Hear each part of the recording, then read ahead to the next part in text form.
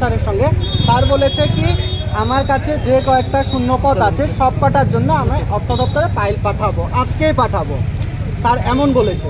আমরা আরটিআই করে জানতে পেরেছি কি আমাদের কাছে এই মুহূর্তে এসটিজিটির জন্য 5300টা শূন্যপদ আছে। তা আমরা সবাই খুশি হয়ে গেছি কি 5300টা পোস্ট আছে, স্যার সব কটার জন্য পাঠাবে। স্যার কিন্তু সংখ্যাটা বলেনি, স্যার বলেছে যে কয়েকটা শূন্যপদ আছে সব কটার জন্য পাঠাবো।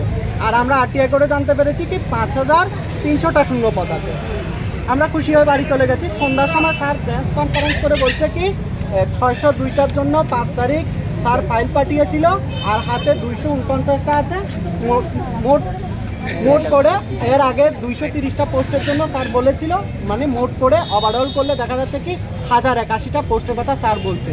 তা এই দাবিটা কিন্তু সঠিক ছিল না। স্যার আমাদের ওই সময় বলেছে কি যে কয়েকটা শূন্যপদ আছে সব কটা শূন্যপদের জন্য স্যার ফাইল পাঠাবে। তো সব কটা শূন্যপদের জন্য যদি ফাইল পাঠানো হয় 5300, আমাদের দাবি এটাই যে কয়েকটা শূন্যপদ আছে যে আমরা যেটা জানতে পেরেছি বুঝতে পেরেছি যেটা আরটিআই তথ্য যেটা আছে সেই অনুসারে ফাইল যদি স্যার পাঠায় আমরা সবাই যারা কোয়ালিফাইড হয়েছি সবাই চাকরি পেয়ে যাই।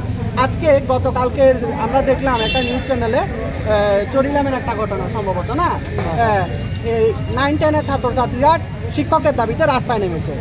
হ্যাঁ, আজকে আমরা চাকরির দাবিতে রাস্তায়। তো কি হচ্ছে এটা? শিক্ষকও রাস্তায়, যারা পড়াবে তারাও রাস্তায় চাকরির দাবিতে, আর যারা পড়বে তারা শিক্ষকের দাবিতে রাস্তায়।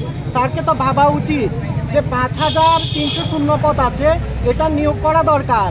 স্যার আমাদের আগে বলেছেন 2018-তে স্যার একবার জনসভায় বলেছেন কি স্যারের হাতে 14,000 শূন্যপদ আছে, এই মুহূর্তে স্যার চাকরি দিতে পারে।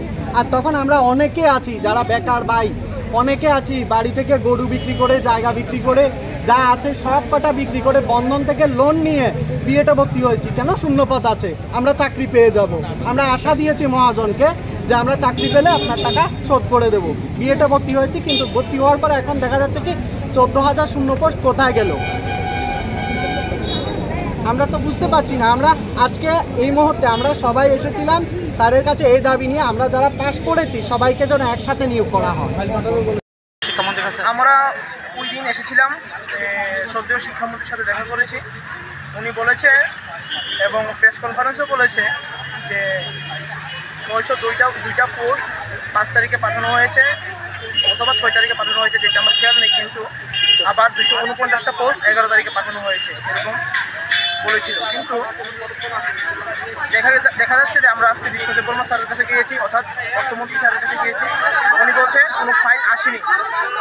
তো ফাইল আসেনি, এতদিন হয়েছে, সদ্য শিক্ষামন্ত্রী ফাইল পাঠালেন, কিন্তু এখনও ফাইল অ্যাপ্রুভ হয়ে আসেনি। এর জন্য আমরা জানতে এসেছিলাম কেন ফাইল ওনার কাছে যায়নি, এখনও ওনার কাছে কেন ফাইল যায়নি, এই বিষয়টা শিক্ষামন্ত্রীর কাছে জানতে এসেছি। তো তোমরা কি জানতে পেরেছো দেখা করতে?